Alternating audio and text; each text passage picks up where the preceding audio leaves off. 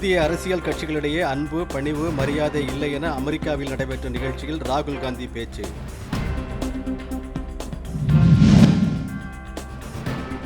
தமிழ்நாட்டில் குரங்கு அம்மை நோயால் இதுவரை யாரும் பாதிக்கப்படவில்லை என அமைச்சர் மா. சுப்பிரமணியம் விளக்கம்.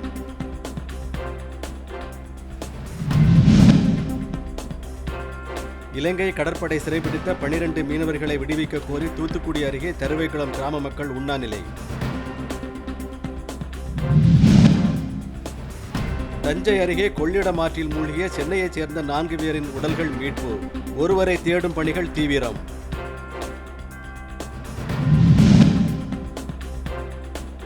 திருச்சியிலிருந்து திருப்பதி செல்லும் தொடர்வண்டி மின்கம்பி அறுந்து விழுந்ததால் வேலூரில் நிறுத்தம். பயணிகள் வாக்குவாதம்.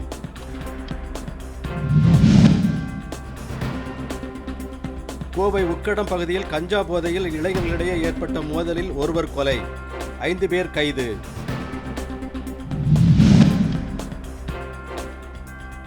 ஒடிசா மாநிலம் கோபால்பூர் அருகே இன்று கரையை கடக்கிறது காற்றழுத்த தாழ்வு மண்டலம். தமிழகத்தில் மிதமான மழைக்கு வாய்ப்பு.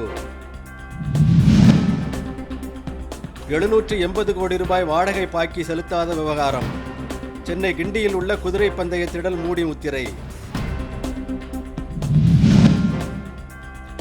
நீர்பிடிப்பு பகுதிகளில் மழை அளவு குறைந்ததால் மேட்டூர் அணைக்கு நீர்வரத்து சரிவு. பாசனத்திற்கு 19,000 கன அடி நீர் திறப்பு. நைஜீரியாவில் எரிபொருள் சுமையுந்து மீது ஆட்களை ஏற்றி வந்த சரக்குந்து மோதியதில் 48 பேர் உயிரிழப்பு.